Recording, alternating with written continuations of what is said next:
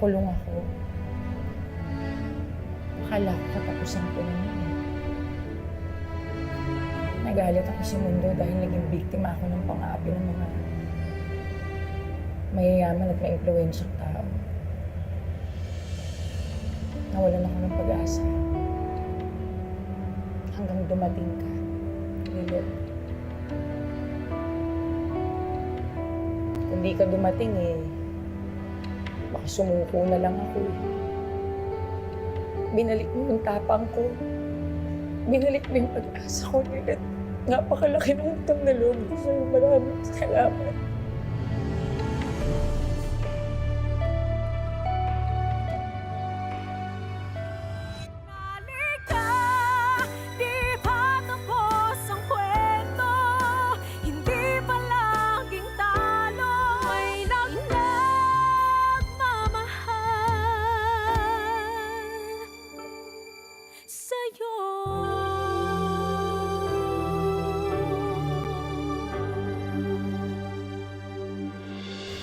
Alam mo, mabuti na lang, hindi talaga tayo napuruhan nun ni Ada, no?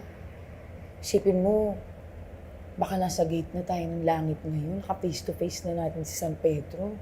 Di ba nakakatakot? Alam mo, nung inambaan niya tayo, isa lang talaga tumatakbo sa isip ko. Paano na yung anak ko pag nawala ako? May ano ka pala? Si Emily. Magki-15 anyos na yun ngayong December matagal nang wala yung tatay niya kaya ako na lang mag-isa nagtataguyod sa kanya. Andun siya sa lola niya ngayon sa Samar. Niwanan ko muna ron kasi kailangan kong magtrabaho dito sa Maynila, sa pabrika. Para may pangtustos sila doon, may panggastos. Napatay ako ni Ada. Naisip ko lang, paano na yung anak ko? Hindi na kami nagkita. Paano na yung kinabukasan niya? Paano na yung pag-aaral niya? Nawala na nga siya ng tatay ng maaga, mawawalan pa ng nanay. Takot ko ulit. Kung ikaw, inaalala mo yung anak mo.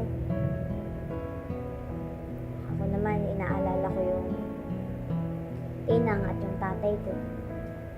Marami pa akong plano sa kanila Gusto ko pang suklian yung pagmamahal at kabutihan na binigay nila sa akin. Nagpapasalamat ako na nabuhay pa rin ako. Kasi desidido ako na ilaban yung kaso ko. Kapag nakalabas na ako dito,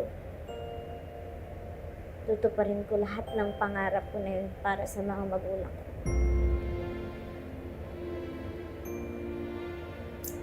Tama na itong drama nating dalawa, nag-iiyakan tayo rito. Ganito na lang. Bakit hindi tayo gumawa ng promise sa isa't isa? Anong promise? I-promise natin na lagi nating puprotektahan ng isa't isa at hindi natin hahayaan na may masaktan ni isa sa atin doon sa kulungan. Okay? Hanggat makita natin yung mga mahal natin sa buhay ulit. Deal? Deal.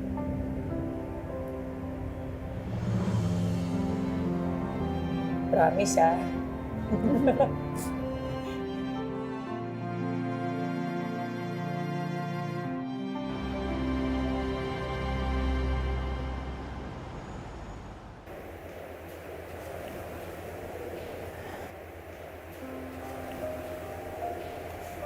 Lorena, How are you doing, Lilith? Napanood ko sa news yung nangyaring gulo dito sa City Jail. I'm so glad you're safe.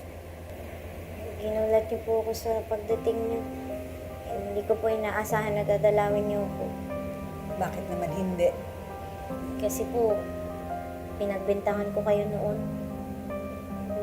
Inimbitahan po kayo ng mga police for questioning sa pagkamatay ni nanay.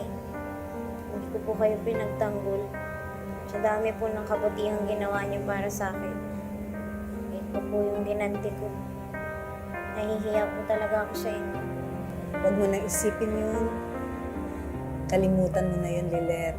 Di naman ako nagtampo dahil dun eh.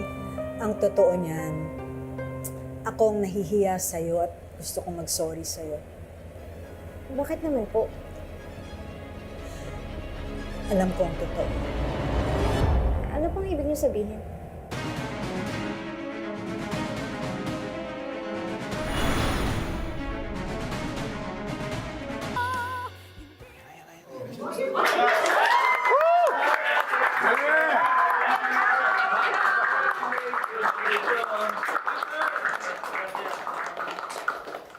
Congrats on your promotion, Attorney Kurt. I really believe that you deserve na maging senior associate ng Keystone Law. Thank you, Attorney Patrick. Proud of you, bro. Picture mo kami, picture mo kami. Go, go, go. Ayan. Uy! Okay naman, okay naman. Congrats, congrats. Go, go, go, go. Yeah, yeah, oh. Okay! Congrats, congrats! Congratulations, Attorney Kurt. You're not dreaming. This is real. Now, aren't you glad na pinairal mo yung loyalty mo sa Keystone at hindi kay Lilette? Siguro kung pinagpatuloy mo na tulungan yung kaibigan mong killer, do you think ma-achieve mo pa tong promotion na to? I don't think so. Congrats. Ayos ka lang ba? Parang hindi ka masaya sa promotion.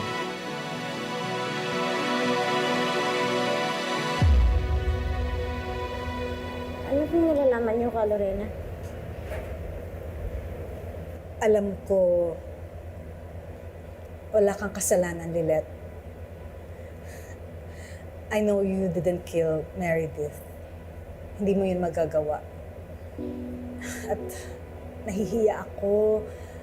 Gusto kong mag-sorry sa'yo dahil wala akong magawa para tulungan ka. My hands are tied dahil connected si Constantino sa Keystone.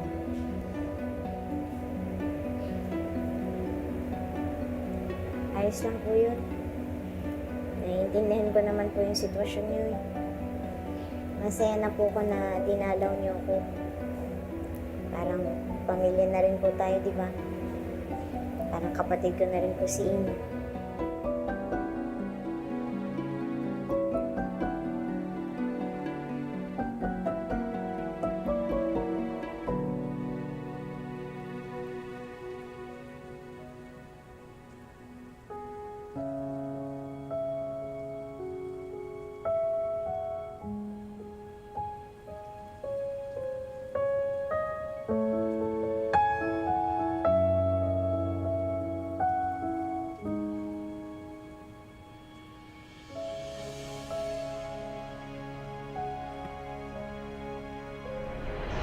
Huwag ka nang mag-alala.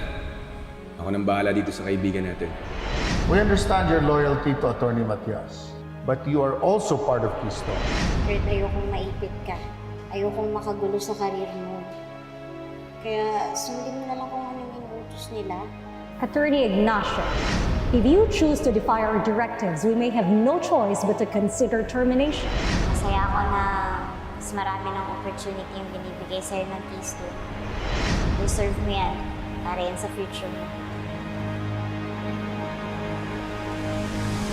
Wala po kayong favor, kaya pakiinom na lang po yung mga binigay po namin gamot. Salamat po.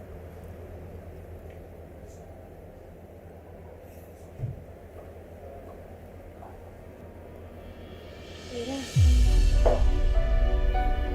hindi ko ina-expect na dadalawin mo ko. Ibig ba sabihin nito, hindi ka nagalit sa akin?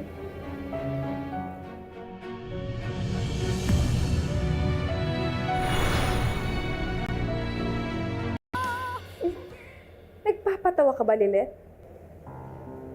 Sa tingin mo talaga nagpunta ako dito para makipagbati sa'yo? Kung ganun, bakit ka nandito? I just wanted to tell you na sana natuluyan ka na nung bilanggong nag-attempt sa buhay mo. Because a killer like you ay walang karapatang magtagal pa sa mundong to. Talaga ba, Era? Ganun katindi yung galit mo sa akin na pinagdadasal mo na may mangyaring hindi maganda sa akin? Oo, Lilet. Kasi kahit mabulok ka pa sa kulungan, it's never gonna be enough. Because for me, you are the worst person in the world.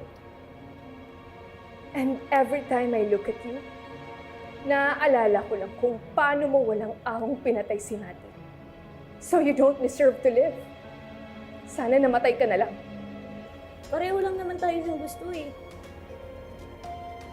Yung mahuli, yung totoong pumatay kay nanay. Kaya sana imbis na magpapulog ka dyan sa galit mo, magtulungan na lang tayo. Tumigil ka na nga sa pagdadrama mo, Lilet. Hindi mo na ako makukuha at hindi mo na ako makukonsensya sa mga pabiktimo. Tama na to, Era. Ay, hindi natin makakamit yung hustisya sa ganitong paraan eh. Magkasundo na lang tayo. Huwag ka na matigil. Magkakabati pa tayo. Ha? Because I will destroy your life. At sisiguraduhin ko, bubulong ka dito sa kulungan para hindi mo na makita yung tinang at tatay mo! Bubulong ka sa kulungan. Ano ba? Huwag mo sasaktan si Lilet. Ayos ka lang ba? Umalis ka na dito bago ako tumawag ng security para hilahin ka palabas. Anong ginagawa mo dito, Kurt? Di ba pinagbawalan ka na ng Keystone na makapag-communicate sa kanya dahil kalaban natin siya?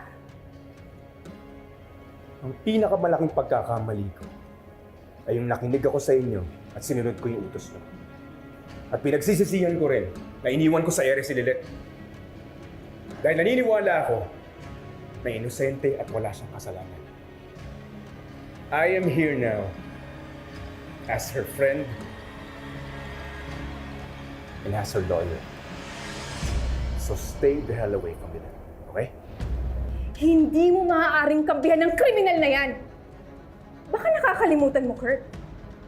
You work for Keystone. And Keystone is representing a case against her! Kung mag-alala, hindi na magkakaroon ng conflict of interest dahil nag-email lang ako kay Attorney Constantino about my resignation. Nag-resign ka sa Keystone?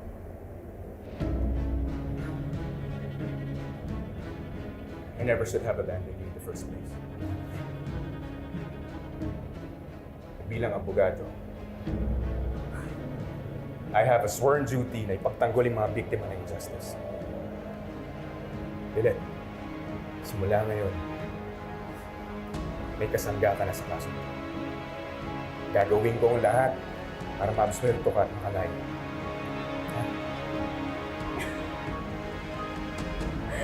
Seryoso ka ba, Kurt? You're really gonna throw away your promotion para lang sa, friendship niyo? Ano, Ira? Hindi ako nangihinayang doon sa promotion na yun. Kasi hindi ko rin maaatim na magtrabaho sa isang kumpanya na pinipigilan akong gawin ang tama. You are going to regret this, Kurt. Mali ka ng side na kinampihan. Because that murderer will bring you down with her. At sisiguraduhin ko, matatalo kayo sa kaso.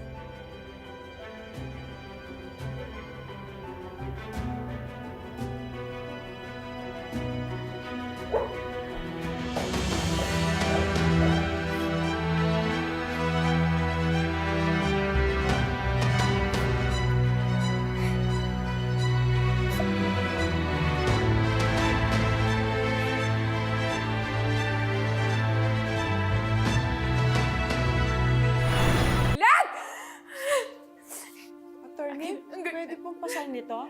I-submit ko na po sa... No! Get out! Get out of my office! Alas! Umalis kayo! Alas! Hayop ka talaga, Lilet! Hayop ka talaga! Why can't others see na plastic ka, masama yung ugali mo? Attorney, would you stop what you're doing? Umayos ka, pinagtitingin ka na. Well, I don't care, okay? Eh di magsama-sama sila ng buwisit na Lilet na yon. They can all go to hell! Listen to me, attorney. Lahat ng tao dito nakikiramay sa'yo dahil nawalan ka ng nanay. Okay? I know how you feel. I lost my mother too. Okay, so how tragic this is not lost on me. But I'm telling you, if you don't stop acting the way you are right now, they all just might start losing respect for you. Ano ba gusto mong mangyari? Maging disgrace sa legacy ng mami mo. Okay, folks, show's over. Get back to work.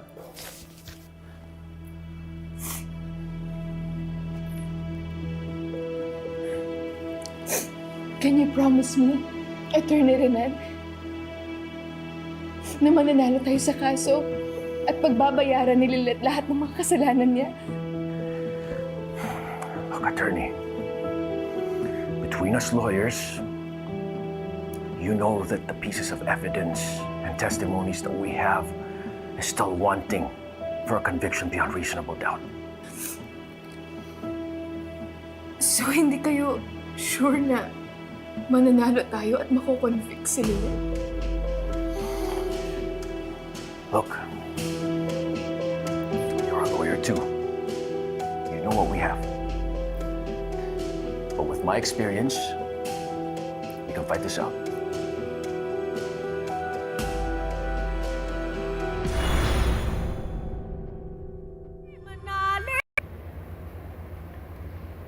Kurt, hindi mo naman kailangan gawin to eh. Kaya mo na ako. Mahirapan kang kumain mag-isa kasi hindi pa magaling yung sugat mo eh.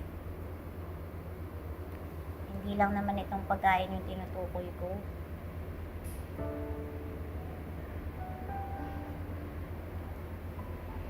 Hindi mo naman kailangang mag-resign at i-give up yung promotion mo sa Keystone para tulungan ako.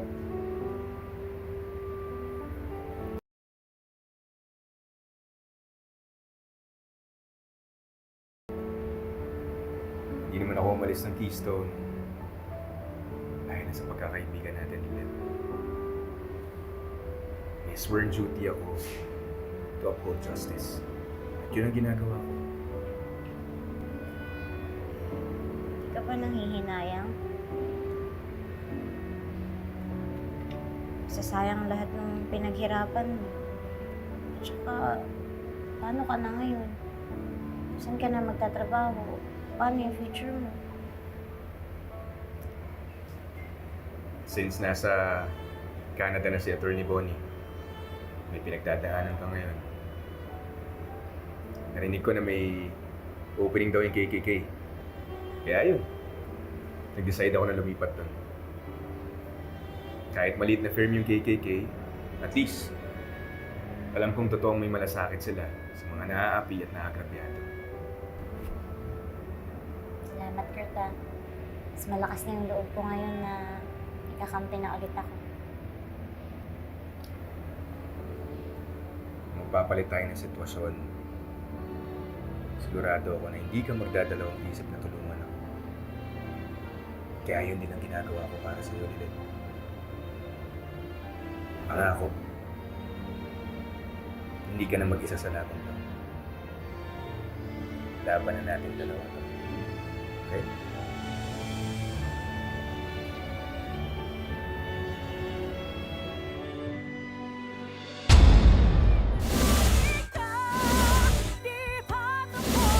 لكن كان ازيكم الاول عاملين ايه؟ ده كده بارت 2 من الفيديو الاولاني اللي هو اللي انا كنت بحكيه لكم وبقول لكم كارتي ندهت عليا وقالت لي الحقيني انا حصل حاجه عندي غريبه في الشقه وانا مش مصدقاها. اليوم دول ما صدقتهاش بس في حاجه حصلت قبل كده من حوالي اسبوعين 3 من جوزها انا صدقتها وعايزه اقول لها بس مش قادره ان انا اقول لها بصراحه. المهم اللهم صل وسلم وبارك على سيدنا محمد وعلى ال محمد اجمعين. نبدا الفيديو بتاعنا بالصلاه على النبي وبذكر الله ودايما نذكر ربنا ونقول الحمد لله في السراء والضراء ونقول لا حول ولا قوة إلا بالله العلي العظيم. استغفر الله العظيم، استغفر الله العظيم، استغفر الله العظيم، إني أتوب إليك يا رب العالمين. نبدأ الفيديو بتاعنا. جارتي لقيتها بتقول لي اختفى حاجات من عندي من الشقة. بقول لها اختفى حاجات ازاي يعني؟ راحوا فين؟ يعني هي مفيش غير عيالها وعيالها صغيرين، سنهم صغير قوي. احنا عندنا هنا لاجل الحظ في البيت مركبين كاميرات في العمارة، تحت العمارة، يعني الداخل والخارج واللي جاي من هنا واللي جاي من هنا، كل ده متشاف، كل ده متشاف. فالمهم لقيتها بتقول لي ايه، جوزي انتي شفتيه وهو ماشي النهارده؟ قلت لها لا. طيب العيال فتحوا الباب للناس اللي كانت بتمسح السلم؟ قلت لها لا، محدش فتح الباب غيري، وطلعت لهم قارورة، وبعد ما طلعت لهم ما لقيتش حد طلع، فقلت لها خلاص يا حبيبتي ما تمسحيش، بكنوز السلم وخلاص. حتى اللي جولي ناس اجانب مش مصريين، تقريبا اللي هم الناس السودانيين، بس بيتكلموا لغه غريبه قوي، يعني انا شخصيا ما فهمتهمش. بقت بنتي تطلع لهم تضحك وتروح داخله تاني، بنتي التانيه وهكذا، وانا وهكذا، واحنا مش فاهمين حاجه. يعني في الاخر انا ما فهمتش منها حاجه بامانه. فالمهم قلت لها لا، ما حدش طلع ولا حد فتح الباب ولا اي حاجه.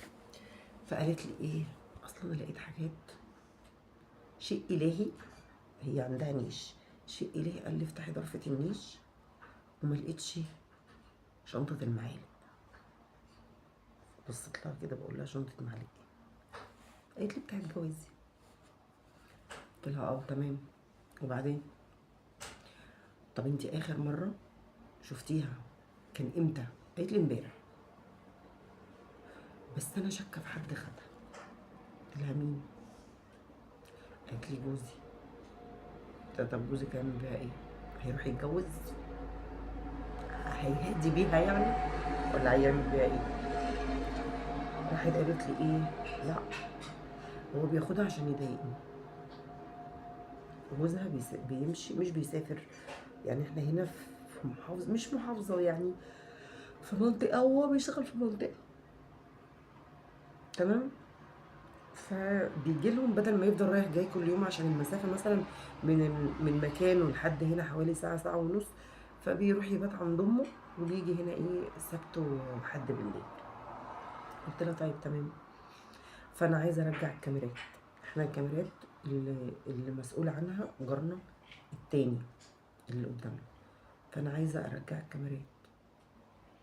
قلت لها هتقولي للراجل ايه اللي انت رايحه له عشان ترجعي الكاميرات؟ هتقولي له ايه؟